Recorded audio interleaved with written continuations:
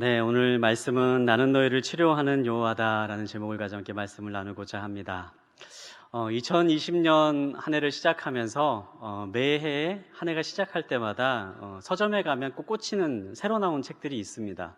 한 해가 끝나고 또 새로운 한 해가 시작될 때마다 그 해에 어떠한 것들이 유행할 것인가, 또 그 해가 어떤 트렌드가 사람들이 많이 따를 것인가, 그런 책들이 참 많이 서점에 나오고 있는데요.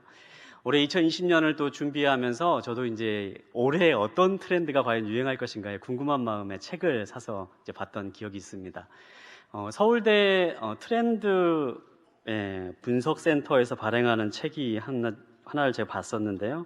2020년 뭐 트렌드에 관련된 책을 보니까요. 그 책의 맨 처음에 나와 있는 그 단어가 멀티 페르조마라는 이제 그런 말을 쓰더라고요. 네, 좀 먼저 띄워주셨는데요. 그 책을 보니까 멀티 페르조나라는 시대다라고 이렇게 표현하는 시대를 본 적이 있습니다. 우리가 페르조나라고 하면 고대 그리스에 사람들이 연극을 할 때 썼던 가면을 우리가 페르조나라고 합니다. 요즘은 심리학이 많이 발달해서 많은 사람들이 페르조나라는 말을 많이 듣고 이 페르조나가 무엇인지 아는 사람들이 참 많이 늘어났는데요. 본래 심리학에서 사용하는 이 말은 사람들이 일상을 살아가면서 마치 연극 무대에 서는 것처럼 가면을 쓰고 살아가는 것을 페르조나라고 이야기를 하죠. 현대를 살아가다 보면 누구나 이 페르조나는 한두 개씩은 가지고 살아갑니다. 때로는 아버지로, 때로는 직장인으로, 때로는 이게 한 명의 남자로서, 여자로서 이 페르조나를 가지고 사회생활을 하게 되는 거죠. 그런데 이 책을 보니까요, 2020년의 시대를 특별히 정의하고 이제 살펴보면서 이런 페르조나가 멀티 페르조나다라고 이렇게 전망하고 바라보더라고요. 이 말은 무엇이냐면 사람들이 이제 가면을 쓰고 각자의 사회생활에 맞게 적절한 가면을 쓰고 살아가게 되는데 그게 하나 두 개의 가면이 아니라 여러 개의 가면을 쓰고 살아가게 된다라는 거예요. SNS가 발달하고 사람들의 이제 소통이 교류가 발달하면서 사람들이 누구나 다 자기가 원하는 모습으로 가면을 쓸 수 있게 되고 다양한 또 SNS에 나와 있는 많은 뭐 아이디나 많은 정체성을 가지고 스스로 정말 많은 수많은 수십 가지의 페르소나까지도 쓸 수 있는 사회가 된다. 이렇게 예측하는 글을 보게 되었습니다. 근데 그 가운데 제가 이제 그 책을 보면서 제가 이제 좀 인상 깊게 봤던 그 내용이 있어서 함께 좀 읽어보려고 하는데요. 한번 띄워주시겠어요? 멀티 페르소나 시대라고 이렇게 기록되어 있는데요. 책에 이렇게 기록되어 있습니다. 사람들이 자기 상황에 맞는 여러 개의 가면을 그때그때 바꿔 쓰고 있기 때문이라고 볼 수 있다. 인간의 다원성은 확장되었지만 역설적으로 정체성의 기반은 매우 불안정해졌다라고 나와 있죠. 넘겨주시겠어요? 나다움이란 무엇인가? 진짜 나는 누구인가? 이 다매체 시대를 살아가는 현대인의 고민이 깊어지고 있다. 이렇게 기록한 내용을 보게 되었습니다. 여러분, 나다움이 무엇이다 라고 생각합니까? 우리가 멀티페르소나라고 불리우는 정말 많은 가면을 쓰고 살아가고 있는 시대를 살아가고 있는데요. 여러분, 그 가운데서 여러분의 나다움은 무엇이다 라고 정의할 수 있습니까? 그리고 나다움은 무엇이다 라고 누군가에게 자신 있게 이야기할 수 있는 그러한 것들이 여러분 가운데는 있습니까? 그런데 이 책의 내용을 보면요, 그런 이제 멀티페르소나의 시대를 살아가고 있는데 결국에 그로 인해서 사람들이 겪고 있는 것은 불안정의 시대를 살아간다라고 이야기를 하고 있어요. 많은 가면을 쓰고 살아가고 있고 나다움이 무엇인지를 제대로 잃어버리는 그런 삶을 살아가면서 사람들이 정말 그럼 나는 무엇인가를 알지 못하는 시대, 내가 원하는 가면을 그때그때 바꿔서 끼면서 살아갈 수 있는 그런 시대를 우리가 살아가고 있지만 막상 진짜 나는 무엇인가는 알지 못해서 불안을 겪고 있는 시대, 바로 우리가 살아가고 있는 시대가 바로 그러한 시대라고 이야기하고 있는 내용을 보았습니다. 여러분은 어떻습니까? 저는 이제 말씀을 준비하면서 나는 너를 치료하는 여호와다, 이 말씀이 저한테는 어떻게 들리냐면요, 그렇게 불안정한 시대를 살아가는 너희를 치료하는 하나님이다. 그렇게 정말 불안하고 우리의 마음을 계속해서 흔들고 있는 정말 나다움이 무엇인지 모르고 불안정하게 살아가고 있는 이 시대의 많은 사람들의 마음의 병, 그 근본 가운데 있는 내가 누구인지 정말 모르는 우리들의 고통과 어려움을 치료하는 하나님이다. 저는 그 마음을 오늘 함께 여러분들과 나누고자 합니다. 사실 이제 불안은 심리학적으로 보면요, 사실 불안이라는 것과 우리가 이제 두려움이라는 것을 좀 많이 혼동하기 쉬운데요. 두려움이라는 것과 불안은 엄연히 다릅니다. 두려움은요, 어떤 대상이 분명히 존재해요. 그래서 때론 두려움이라는 것은 유익하기도 합니다. 그래서 내 몸을 스스로 지킬 수 있도록 하는 나의 반응이 두려움이라고 또 볼 수도 있는 거죠. 두려움은 굉장히 유익할 때가 많이 있어요. 그런데 불안은, 사실 제가 불안을 공부하고 불안을 계속해서 보면서 느끼는 것은 무엇이냐면, 불안은 영적인 문제와 굉장히 맞닿아 있는 문제다라는 사실입니다. 여러분 불안하십니까? 불안을 느끼실 때가 있습니까? 그런데 그 이면을 잘 들여다보면요, 사실 불안은 영적인 문제일 때가 너무너무 많이 있어요. 불안은 무엇이냐면, 내 마음 가운데 무엇인가 불편한 상황이 일어날 것이다라는 것을 예측해서 내가 느끼게 되는 많은 반응들을 학문적으로 불안이라고 이야기합니다. 좀 어렵죠? 그러니까 실제로 굉장히 불안을 굉장히 빠져 있는 사람을 살펴보면 이제 그런 불안을 느껴요. 갑자기 천정이 무너질 것 같은 불안으로 굉장히 두려워하는, 마른 하늘에 날벼락이 떨어질 것 같은 그런 불안을 느끼는, 신경질적으로 그렇게 이제 힘들게 살아가는 사람도 있습니다. 저는 이제 그런 느낌을 받은 적이 있어요. 여기 보면 이제 공항을 가다 보면 저희 그 인천대교가 있죠. 예전에 이제 공항에 갈 일이 있어서 인천대교를 운전하고 가다 보니까 갑자기 제 마음 가운데 불현듯 그런 생각이 드는 거예요. 갑자기 이 다리가 무너지면 어떡하지? 그런 생각이 갑자기 드는 겁니다. 제가 이상한 사람은 아니고요. 저도 건강하게 살아가고 있는 사람인데, 어느 순간 갑자기 제 마음 가운데 이 다리가 무너지면 어떡하지? 이런 생각이 갑자기 분뜩 드는 거예요. 그리고 그 순간에 굉장히 갑자기 두려운 생각, 갑자기 무엇인가 제가 어떻게 해야 될지 모르는 그런 마음이 순간 제 마음을 쑥 지나가더라고요. 그게 불안이에요. 일어나지 않을 일인데 내가 스스로 무엇인가 불편한 일이 생길 수만 있을 것 같다, 이런 생각이 들어서 내 마음 가운데 생겨나는 반응들, 이런 불안들은 다 영적인 데서부터 시작되는 것입니다. 사랑하는 여러분, 오늘 이 말씀을 나누면서 여러분 가운데 혹시 불안을 느끼시는 그런 분들이 이 자리에 앉아 계시지 않습니까? 마음 가운데 주님이 주시는 평안이 깨어진 상태로 살아가고 있는 분이 있지는 않습니까? 우리가 이 말씀을 함께 나눌 때에 하나님이 주시는 샬롬이 여러분의 삶 가운데 임하게 되는 역사가 있게 되기를 주님의 이름으로 축복합니다. 오늘 저희가 이제 출애굽기 15장에 있는 말씀을 계속해서 보면서 이 의미들을 하나씩 살펴보기를 원하는데요. 첫 번째 우리가 함께 살펴볼 내용입니다. 우리 22절에 있는 말씀 우리 한번 함께 살펴보도록 하겠습니다. 22절에 있는 말씀 함께 보겠습니다. 시작.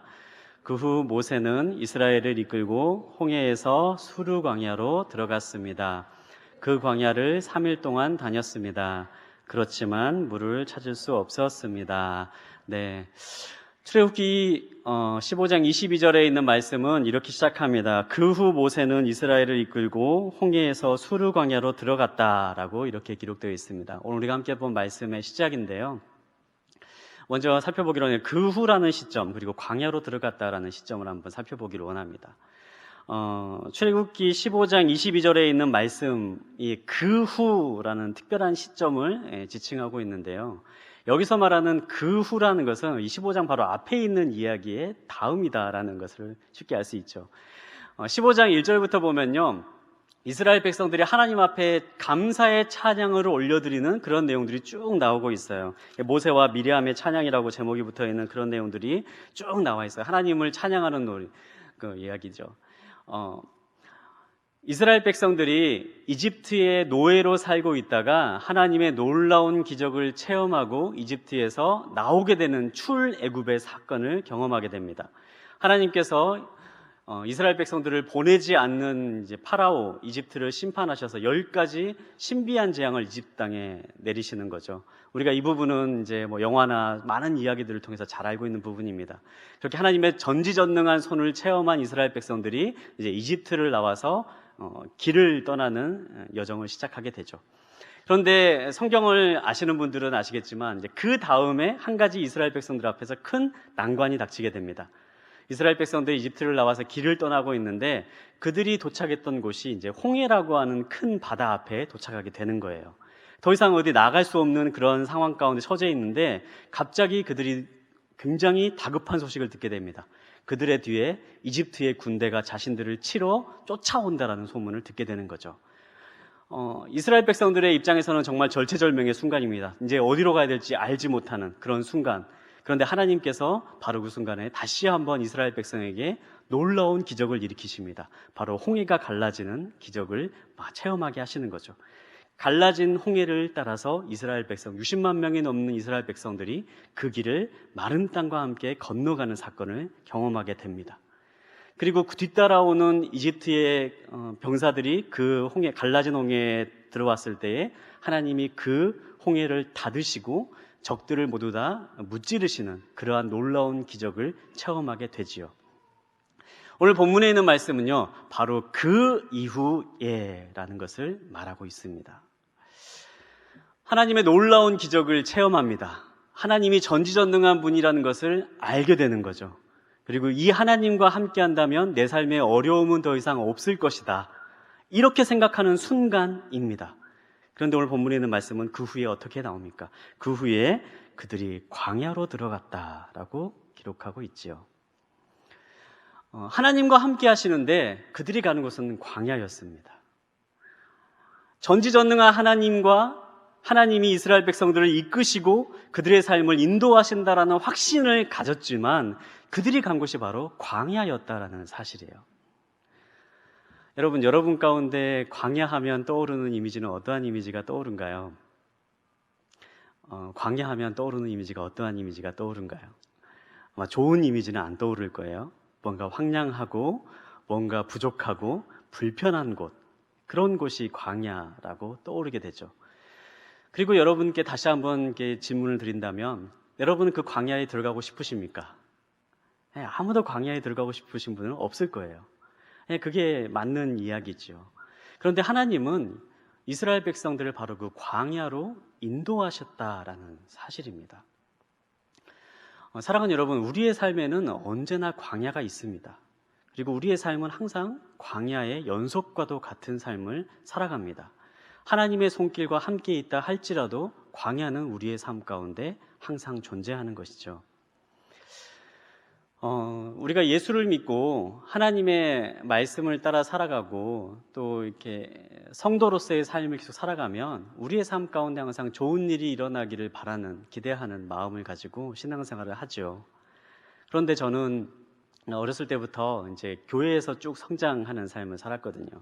저희 아버님이 이제 목회를 목사님이셨는데 그러다 보니까 교회에서 성도님들이 어떠한 삶을 사시는지 저희 집에 오면 이제 저희 부모님끼리 대화하는 것을 저도 이제 같이 이제 뭐 듣고 싶어서 들은 건 아니고 그냥 들었어요. 근데 이제 그럴 때마다 많은 이야기들이 성도님들이 참 이제 어렵게 살아가시는 부분들, 또 어려운 이야기들, 어려움이 생기신 이야기들, 이제 그런 이야기들을 이제 나누시는 것들을 참 많이 들었어요.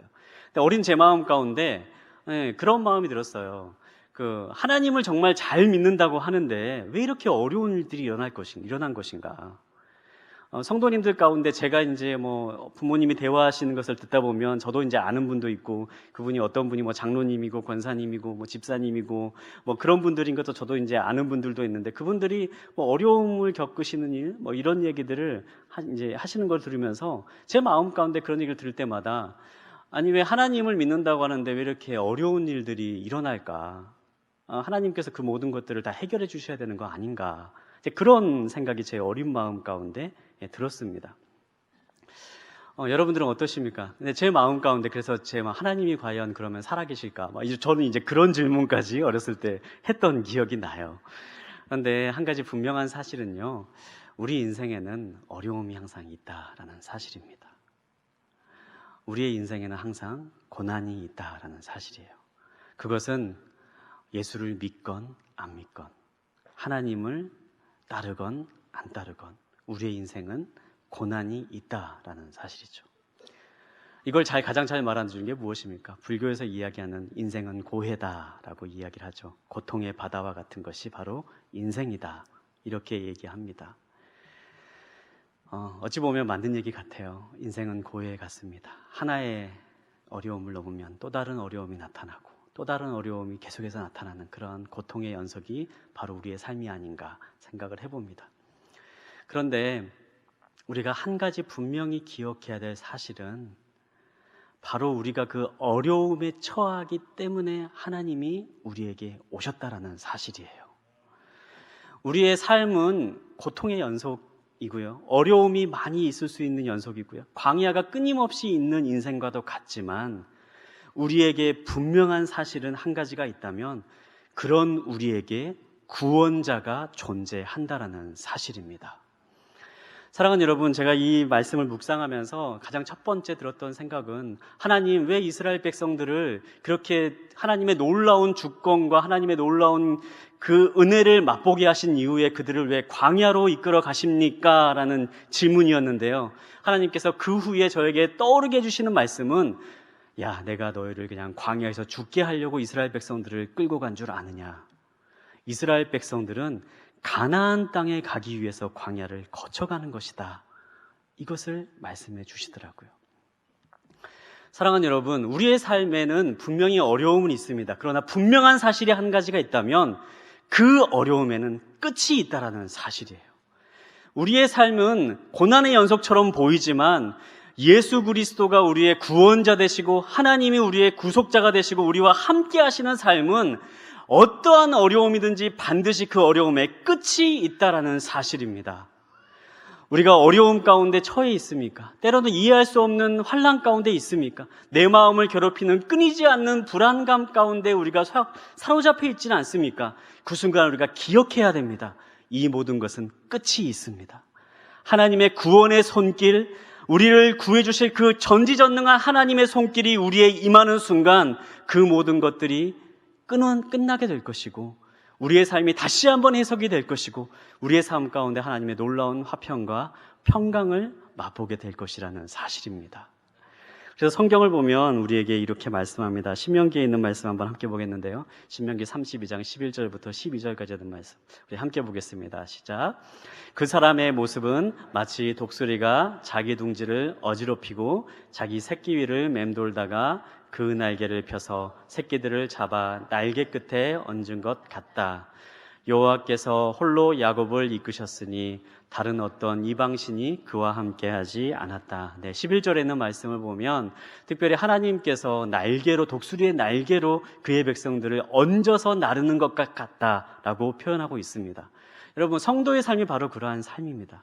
광야를 걸어가는 것 같은 순간이 있다 할지라도 하나님은 그 순간에 우리를 독수리의 날개에 얹어서 그 새끼를 옮기는 것과 같이 우리의 삶을 이끄시고 인도하시는 하나님이시라는 사실입니다. 우리가 첫 번째로 기억해야 될 부분은 광야는 우리의 삶 가운데 언제나 있습니다. 그러나 한 가지 분명한 사실은 광야에는 끝이 있습니다. 그리고 하나님이 우리와 함께 하십니다. 구원자 되신 하나님을 우리가 기억하고 그 하나님을 의지하며 나아갈 때에 우리의 삶 가운데 하나님께서 주신 놀라운 은혜와 평강이 임하게 될 줄 믿습니다. 두 번째로 우리 함께 나누기를 원하는 것은요, 예배에 관한 말씀을 함께 나누기를 원합니다. 22절과 24절에 있는 말씀 우리 함께 보도록 하겠습니다. 그 후 모세는 이스라엘을 이끌고 홍해에서 수르 광야로 들어갔습니다. 그 광야를 3일 동안 다녔습니다. 그렇지만 물을 찾을 수 없었습니다. 백성들은 모세에게 우리더러 무엇을 마시라는 말입니까? 라고 불평하며 말했습니다.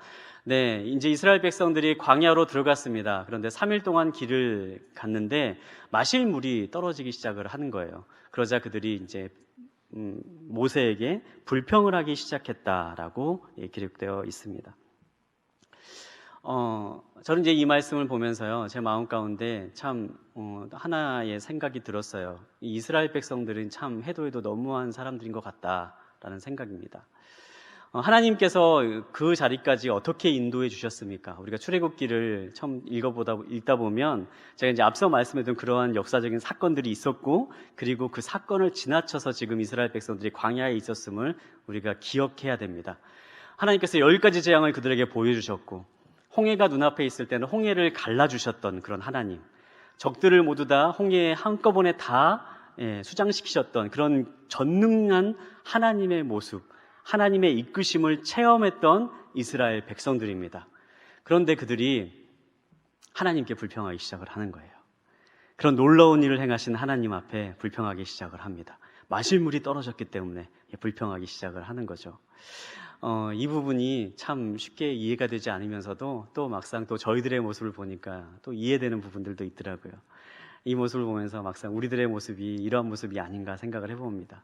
하나님의 놀라운 애를 체험했음에도 불구하고 지금 당장 내 눈앞에 있는 작은 문제 하나하나를 놓고 하나님 어떻게 나한테 이럴 수가 있습니까?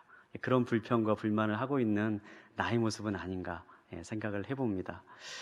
그런데 좀 제가 말씀을 또 묵상을 해보면서요, 그들이 왜 이렇게 불평하고 불만했을까? 그들의 마음 가운데 정말 그 하나님의 손길을 계속해서 기억하고 살아갔으면 그들이 이렇게 쉽게 불평하고 하지는 않을 것 같은데 왜 이렇게 불평하고 불만을 했을까? 묵상을 해보다가요, 한 가지 주목하게 된 부분이 있습니다. 그건 바로 3일이라는 시간이에요.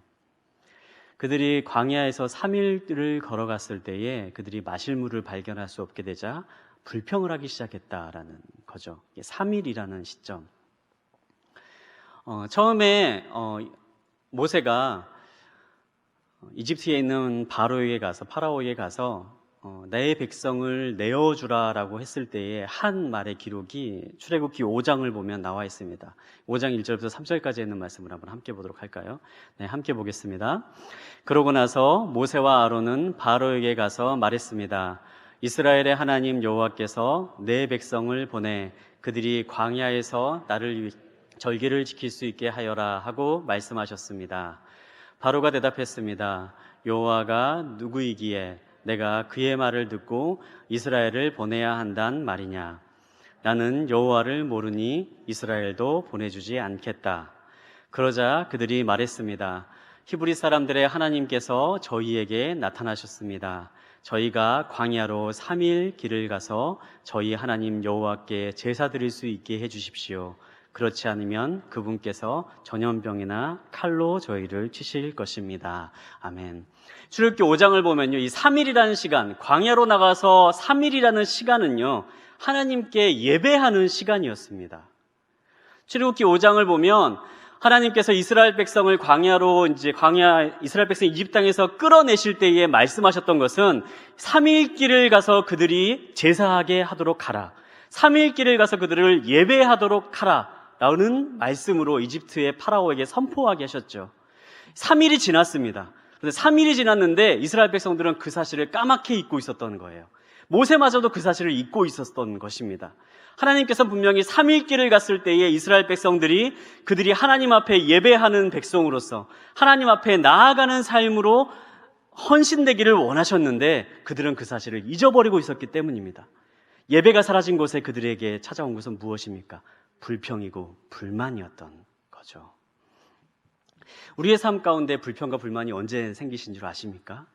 그것은 예배가 끊어졌을 때 생겨요. 반대로요, 우리의 삶 가운데 평안과 기쁨, 샬롬이 넘치는 때가 언제인 줄 아십니까? 바로 우리의 삶 가운데 예배가 회복될 때입니다. 저는 그 말씀을 듣고 또 교회에서 예배를 드리고 하나님께 기도하고 이러면 저희 마음 가운데 분명히 하나님께서 부으시는 평안과 기쁨이 있다는 것을 체험해서 압니다. 여러분 가운데서도 그 체험이 있으신 분들이 계실 거예요. 하나님을 찬양하고 때로는 말씀을 보고 때로는 말씀을 듣고 또 때로는 예배를 드릴 때, 예배의 자리에 있을 때에 우리가 상상하지 못한 그 놀라운 하나님의 평강과 평안이 우리의 마음 가운데 부어지는 것을 체험하는 체험들이 있는 분이 계실 줄 압니다. 그 체험이 어디서부터 시작이 될까요? 그리고 만약에 그 체험이 지금 없는 분들이 계시다면 반드시 우리가 그 체험을 하게 되기를 원하는데요. 그 기쁨은요, 하늘로부터 부어지는 기쁨이에요. 그 기쁨은 하늘로부터 나의 삶 가운데 침투하는 기쁨입니다. 그 기쁨은 우리가 이 땅에 있는 그 어떤 상황과 환경을 다 뛰어넘어서 도저히 이해되지 않는 상황에도 우리의 삶 가운데 부어주시는 하나님의 평강과 기쁨이 있다라는 사실이에요. 그런데 그걸 어떻게 우리가 얻을 수 있느냐? 바로 우리가 예배의 자리로 나아갈 때에 그 기쁨이 나의 삶 가운데 맞닿아 오게 된다라는 사실이죠. 우리가 하나님을 예배할 때는요, 저는 그런 생각을 종종 해요. 저희가 일부 예배를 시작을 할 때에, 저희가 몇 달 전부터 꼭 예배 시작할 때, 삼부 예배도 마찬가지지만 예배를 시작할 때에 특별히 이제 예배를 인도하시는 목사님이 함께 이제 같이 기도하면서 예배를 시작하고 있죠. 지금도 이 예배를 위해서 기도를 하고 또 우리의 마음을 위해서 기도를 하고 하나님께서 이 자리에 임재하기 위해서 함께 기도함으로 우리가 예배를 시작합니다. 그런데 저는 그때마다 저희 마음 가운데 떠오르는 생각들은요, 마치 이사야서에 나와 있는 그 하나님의 임재가 이 땅 이곳에 바로 가득 찬 충만함을 생각하고 느끼며 기도하며 나아간다라는 거예요. 우리가 예배의 자리로 나아갈 때에 우리의 삶 가운데에 평강과 은혜와 기쁨이 들러 들어올 수 있는 것은 바로 그곳이 하나님의 임재가 있는 곳이기 때문입니다. 하나님의 역사가 있는 곳이기 때문입니다. 바로 우리가 예배의 자리로 나아갈 때에 하나님께서 그 자리에 우리와 함께 하시고 세상이 줄 수 없는 하나님의 능력과 힘이 우리가 예배의 자리로 나아갈 때 우리의 삶 가운데 흘러 들어오는 것을 체험하게 되는 거예요. 사랑하는 여러분, 그래서 신앙을 체험하는 가장 핵심은요, 예배에 있습니다. 예배가 끊어지고 예배의 생명력이 사라지게 되고 예배에 아무런 감동과 감흥이 사라졌다면 사실 우리의 마음 가운데, 우리의 신앙 가운데 무엇인가 고장나 있는 것과 같아요. 여러분 가운데 예배를 정말 하나님 앞에 뜨겁게 드릴 수 있는 그러한 은혜가, 그러한 마음이 있게 되길 바랍니다. 그 예배가 끊어질 때에 우리의 마음 너무너무 갈급할 수밖에 없어요. 제가 이제 어제와 그제 이틀 동안 저희 이제 오늘이 회복 사역에서 하는 이제 회복 스쿨에 가서 이제 같이 세미나를 같이 들었는데요. 그 세미나를 듣다 보니까 이제 거기 그때 같이 들어오신 다른 분하고 계속 이제 1대1 아니면 2대2로 계속 이렇게 서로 이야기를 나누는 이제 삶을 나누는 그러한 시간들이 있었어요. 근데 이제 꼭 그런 자리 가면은 정말 이제 싫은 게 혹시 목사님 아니세요라고 하는 게 저는 정말 너무 싫어요. 거기 가면 이제 저를 오픈해야 되고 이제 제가 느낀 것을 이제 얘기하고 제 생각들, 뭐 때로는 제가 살아온 것들도 얘기를 해야 되는데 꼭 이제 만난 분이 혹시 목사님 아니세요? 이제 물어보시는 분들이 계세요. 그러면 좀 거짓말을 또 할 수가 없잖아요. 그러면 또 그래서 목사 있습니다라고 했는데 저를 만난 분이 다른 교회에 다니시는 분을 제가 만나서 이제 얘기를 하는데 그분도 똑같이 저한테 물어보시는 거예요. 혹시 분위기를 보니까 목사님 같은데 혹시 목사님 아니시냐고 저한테 물어보시는 거예요. 그래서 이제 저도 이제 목사라고 얘기를 하고 이제 그래도 뭐 그 자리는 이제 저 솔직하게 이제 얘기하기 위해서 가는 자리이기 때문에 이제 제가 살아온 이야기, 이제 뭐 이제 제 고민이나 제 마음 가운데 있는 불안이나 걱정이나 이런 것들도 이제 얘기하고 나누는 시간 가졌는데요. 근데 그분이 저한테 이제 물어보시는 질문이 되게 이거였어요. 아니 근데 목사님들도 불안하세요? 그러시더라고요. 목사님들도 두려운 게 있으세요? 그 저한테 물어보시는 거예요. 여러분 솔직히 말씀드리면 목사도 불안하고요. 목사도 두려운 게 참 많아요. 목사의 마음 가운데도 참 어쩔 때는 그 강팍해진다라는 게 느껴지는 순간들이 있어요. 정말 뭐 어떤 일이 있고 뭐 많은 또 뭐 업무가 쌓이고 또 어떤 특별한 불편하게 된 일들이 생겨나고 막 그러면 저희 마음 가운데도 하나님의 샬롬이 사라지고 정말 마음이 너무너무 힘든 순간들도 있습니다. 생각보다 많이 있습니다. 그런데 이제 저한테 물어보시더라고요. 있냐고. 근데 제가 이제 그 질문을 받고 이제 그분께 해드린 말은요. 저희도 똑같이 마음 가운데 어려움과 불안과 두려움이 있을 때가 있는데 중요한 사실은 길을 알고 있다라는 거예요. 내가 어떻게 해야 이것이 채워질 수가 있는지, 내가 어떻게 해야 이것이 온전히 회복될 수가 있는지, 내 불안과 내 두려움과 내 마음 가운데 이 정말 힘든 마음이 어떻게 해야 풀려질 수가 있는지를 아는 길이 있다라는 사실이에요.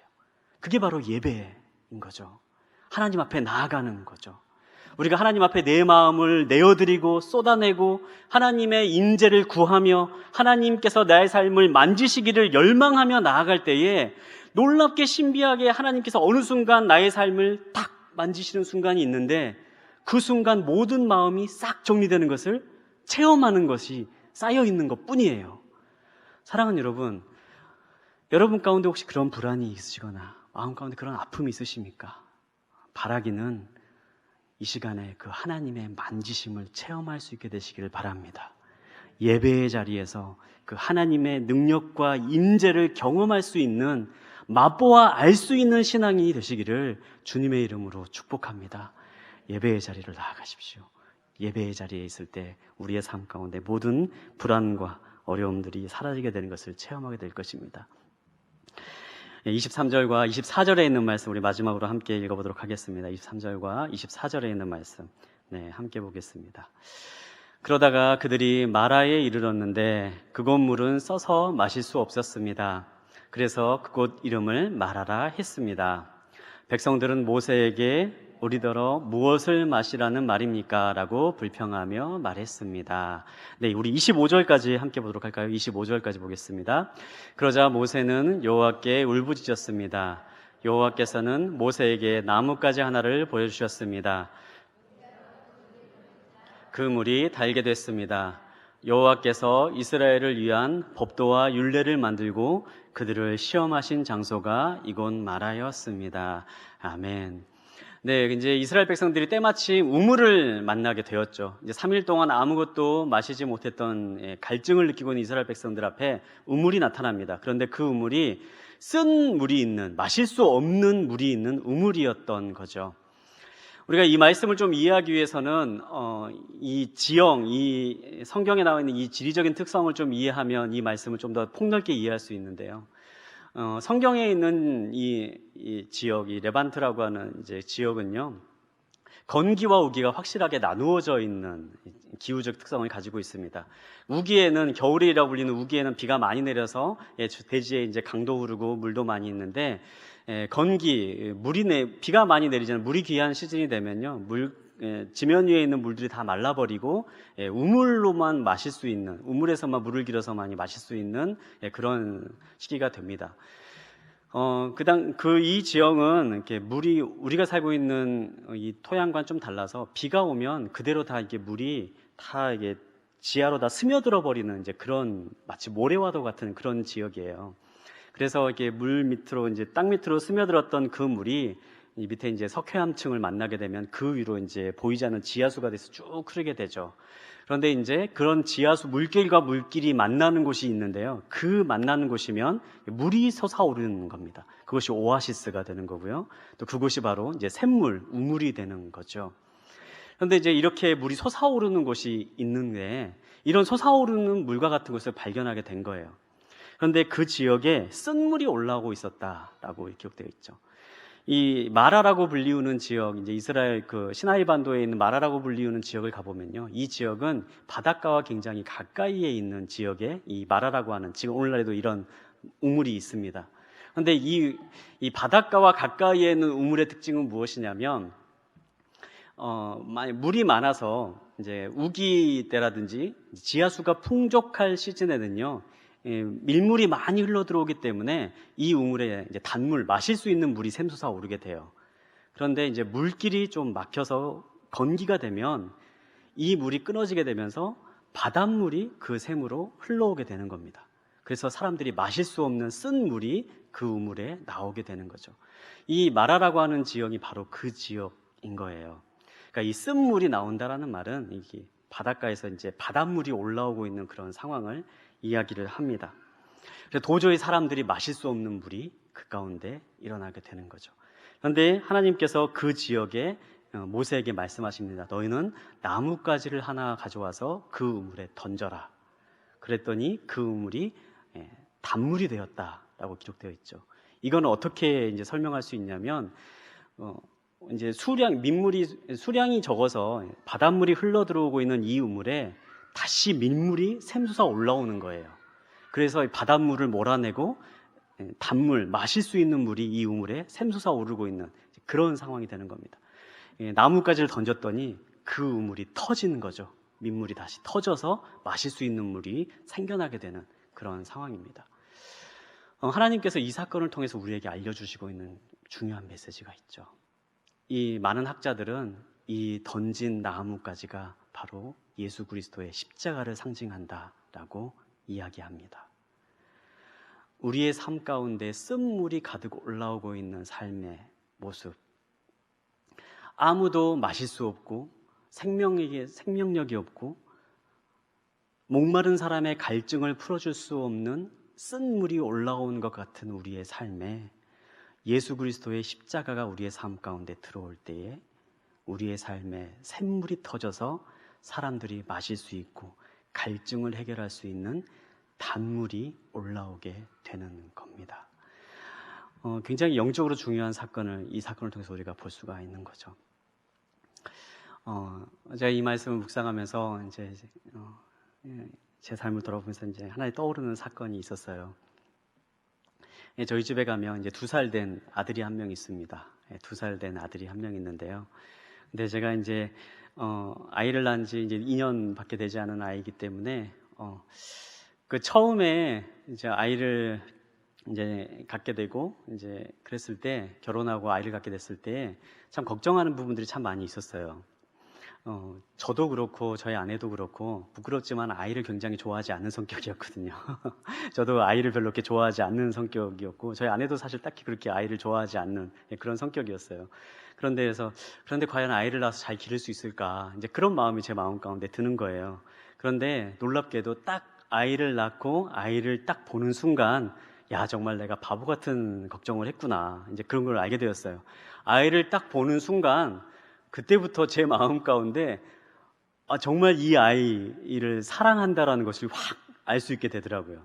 저는 그 전까지 그 하나님의 사랑을 성경책으로만 봐서 아는 그런 수준이었던 것 같은데, 아이를 보면서부터 하나님의 사랑이 이런 거구나를 깨닫게 되었어요. 정말 그 존재만으로도 정말 누군가를 사랑할 수 있다라는 거. 정말 애가 하는 것은 맨날 우는 거고 기저귀 갈아달라는 거, 그거밖에 없는데 귀찮은 일인데도 불구하고 그 존재 자체만으로도 정말 사랑스러운 존재가 있다라는 것을 저는 그때 처음 알게 됐어요. 그래서 이게 바로 하나님이 우리를 보는 마음이구나라는 것을 깨닫게 되었죠. 그래서 그런 말이 떠오르더라고요.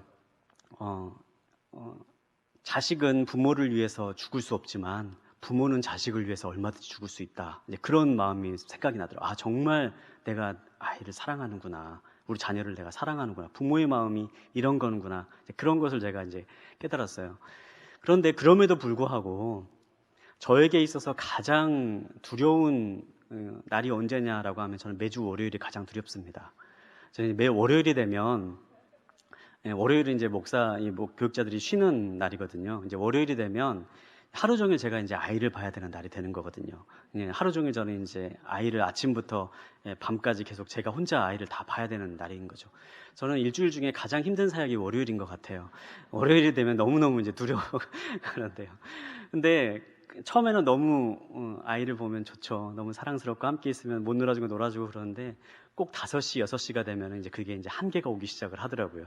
저녁을 먹일 때쯤 되면 폭발하기 직전까지 가게 되는 거죠. 그런데 얼마 전에 저녁을 아이한테 먹여주고 있는데 이 아이가 조금 컸다고 자꾸 안 먹는다 그러고 막 돌아다니고 막 딴짓을 막 자꾸 하기 시작을 하는 거예요.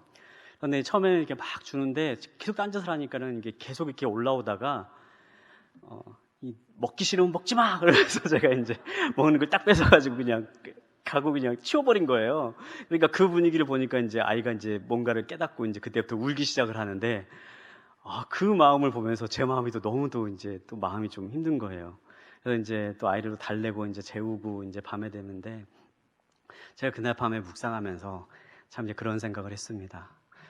제 마음 가운데 이 아이를 사랑한다라는 마음이 진짜인 거는 저는 확신해요.